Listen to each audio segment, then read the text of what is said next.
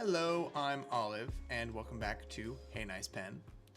Today, as a continuation of my No Buy series, in which I reframe my collection under a different lens, we're going to be talking about my Demonstrator pens. For those of you who are not aware, Demonstrator pens originated as Demonstrators, by which I mean they were examples in shops for people to be shown by salespeople that demonstrate the inner workings of the pen. Before the invention and easy accessibility of clear plastic, these were done with actual holes drilled into the barrel or the cap just to show, how parts fit together, how a mechanism worked, and eventually that turned into fully clear versions of pens.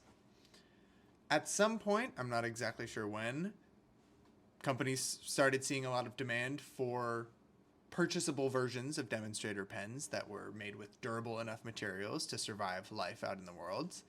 And they've been super popular ever since, especially, I feel like, lately.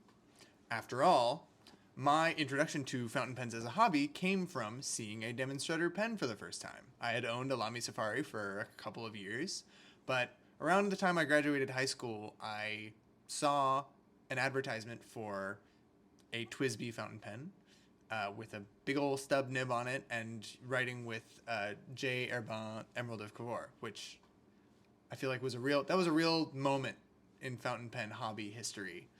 But I was obviously hooked. I'm like, okay, you got a cool clear pen that's like fun design and 3-color ink in it, and that brought me to where I am now. So I have some fondness in my heart from there.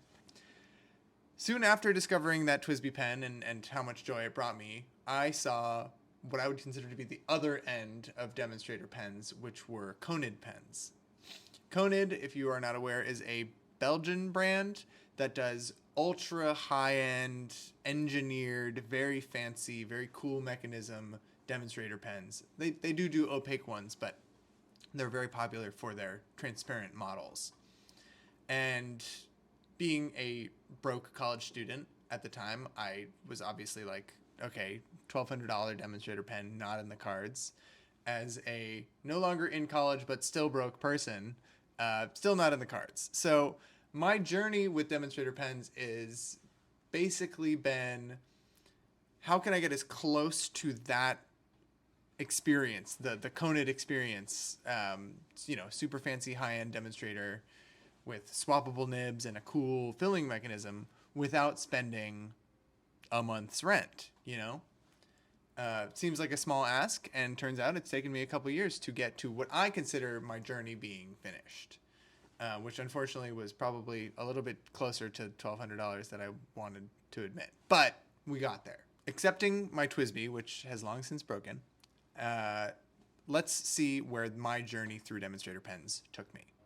This gigantic pen is an Opus 88 Demonstrator, and it was a birthday gift from my parents while I was in college. It is a huge shut-off eyedropper, which is a really fun mechanism, especially if you pair it with nibs that drink a lot of ink. The eyedropper mechanism is so simple that it barely counts as a mechanism, which is great, but maybe not fun enough for my goals. I do love the JoWo compatibility, seeing as that's the ecosystem I chose to buy into. Right now I have a big ol' Waterman Flex nib on it. At the end of the day, it might just be a little bit too much pen for me. The Pilot Custom 823. It is the smoke model. This was before the clear Demonstrator was available in the States, but it still counts to me. I think it's a nice compromise between Demonstrator, clearness and, classic styling. The nib is awesome. This is a broad Naginata style grind by Mike Masuyama. The vacuum fill system is nice. Not as nice as my old Schaefer's, and is also a huge pain to clean.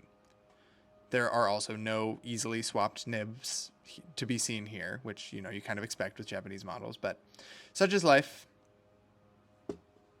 The Gravitas Acrylic Vac. I had always heard great things about Gravitas pens, but I also heard that his fulfillment and shipping was not so great. So I jumped on one of these as soon as they were available on Pen Venture, which is, a more normal style of retailer. It is a beautiful clear vacuum filler with a well-placed titanium band for strength, at supposedly where a lot of vacuum fillers crack. I do wish it had a clip, but it's not a deal breaker. Inside it, it has an adapter for Yovo to Pilot number 15, and the one I chose with the ever-famous FA Falcon nib. I do really like this combo. It's comfy, decently easy to use. It's close to perfect. The Asvine P36. This is a curious one. A truly budget-friendly pen with very few compromises made. All the metal you can see is titanium, which is crazy for $60. It's a piston filler as well, so you get a pretty cool mechanism and lots of ink capacity. It came with a Bach nib, but turns out it fits Pilot wet nibs pretty well as well. I have a fine tip on it. My only nitpick is the cheap-looking logo on the cap band, and the lack, at time of purchase, of a flat-top version, which is aesthetically my preference. This is a recommendation, though. I think this is a lot of pen for your money. Ah, yes, the Cusido, Kakari, and Kasumi. I think, especially since Conid doesn't really exist anymore, this is as close as I'm going to get to what I want. This pair of demonstrators have a lot going for them if you can get over my only sticking point, the price. These are beautifully made and have a really cool hooked syringe fill mechanism that holds a staggering amount of ink and is way easier to clean than a vacuum filler. I really like their in-house nib, which is a fine stub done by their nib grinder, CY. But what I use most often is my Sailor 21 karat extra fine nib in a flexible nib factory housing. This is a silly amount of ink capacity for such a fine nib, but you know, if you wanted to write for days on end, this is the combo. So, after all that, will I ever buy a Conid fountain pen, given the opportunity, given I have the money? Honestly, probably not. I'm pretty happy with where I've showed up. I've tried a lot of really cool pens. I really like both the high, mid, and lower end ones that I've got.